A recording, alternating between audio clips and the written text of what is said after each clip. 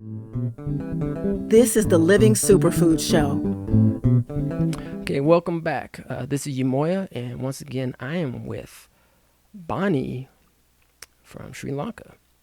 So, Bonnie, let's get into the second part of this wonderful and informing interview. Thank you for joining us. We really appreciate this. So, Thank you for having me. oh, yeah, definitely. So, can you tell us more about the community that you would like to create or your vision? Sure.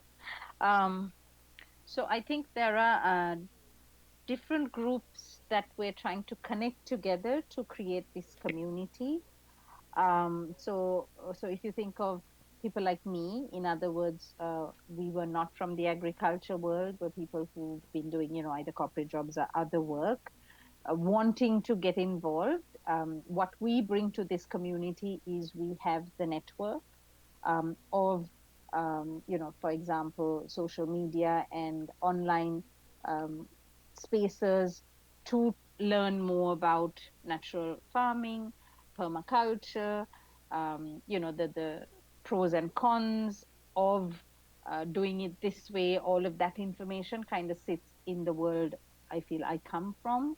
Then you have the most important component of this community, which are the farmers. um, there again, when you think of the farming world, it's a spectrum. You have farmers like the one I'm working with who are very knowledgeable about the natural state of farming, and need support, but they know where they're going. We just kind of need to nudge them along.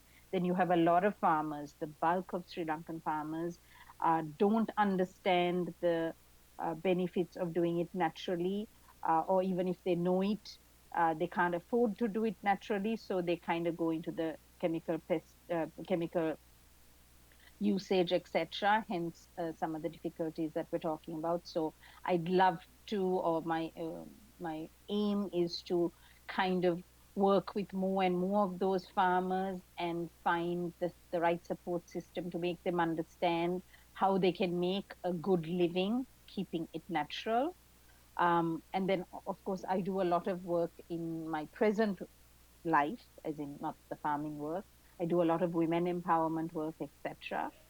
So I'd love to get more women farmers involved. For example, when I think of my farmers around me, excuse me, there are a couple of women farmers there. So I'd love to kind of encourage women empowerment there and support, women in getting into agriculture also. So that's another component I'd love to draw into this from my present world. And what I find is all of these communities together would be the way that we would encourage the next generation. I don't see enough of young people realizing the value or interest in farming. So I'd love to make that another phase in Thambiliwatte, where we would actually have things like harvest festivals and opportunities for parents to bring their kids, see the farm, get involved in plucking, picking fruit, and understanding a little bit more about the environment, the lifestyle of farming. Okay. And that, I think, makes the entire community that I refer to. Okay. So, how have the successes and challenges shaped your thinking for the farm? um, so farming is hard work. What I mean by that is, again, I'm going to refer to my corporate world. We are very impatient. We want everything now. No, I don't.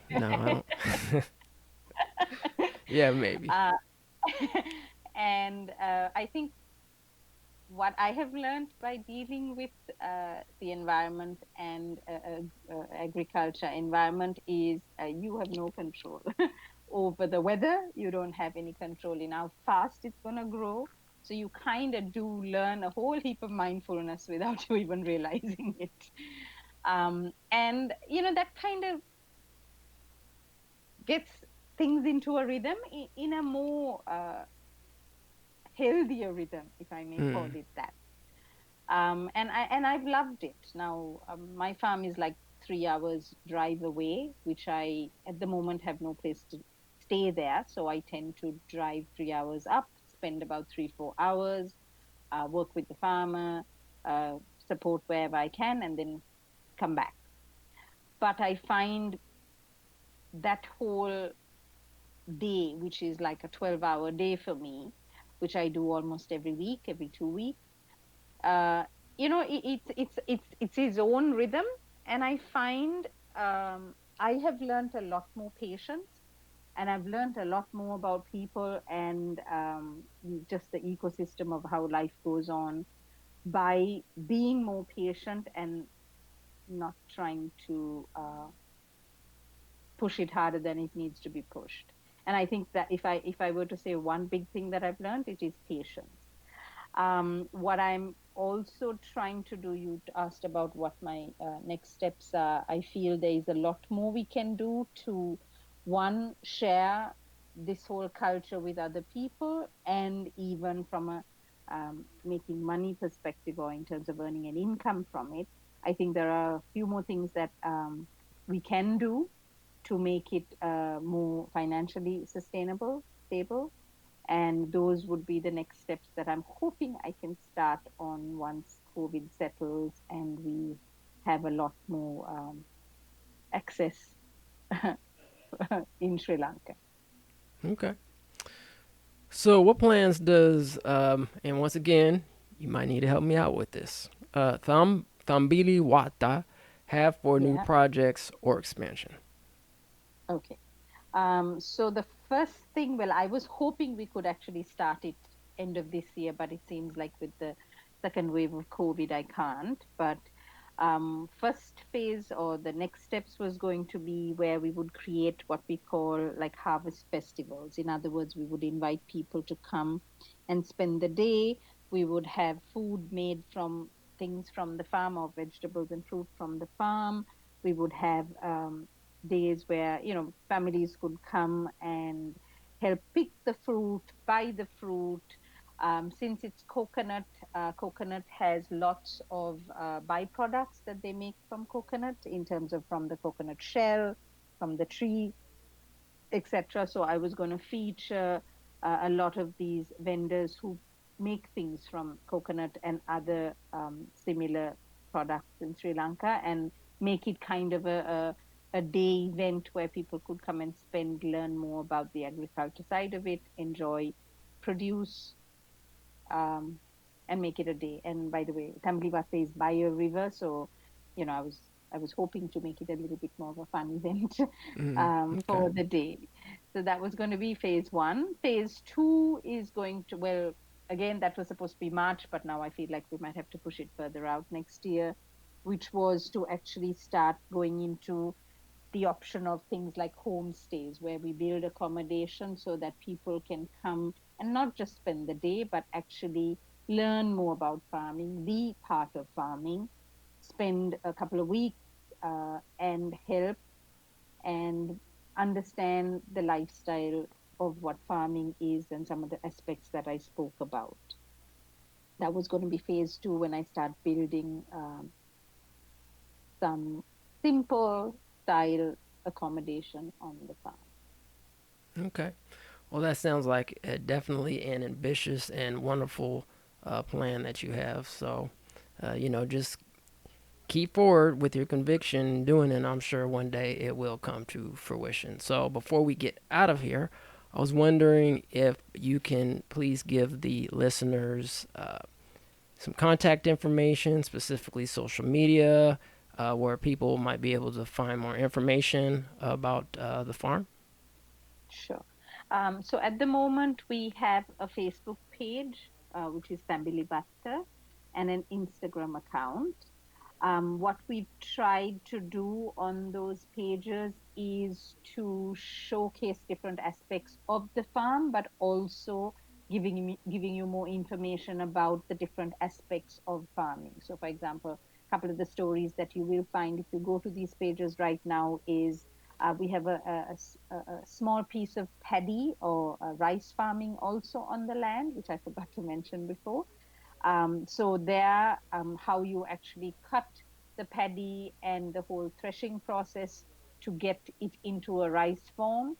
is a pretty extensive process. So we've got pictures and the story behind that. Then we have a story behind the king coconut, and king coconut is only found in Sri Lanka compared to coconut. So there's a whole story behind that.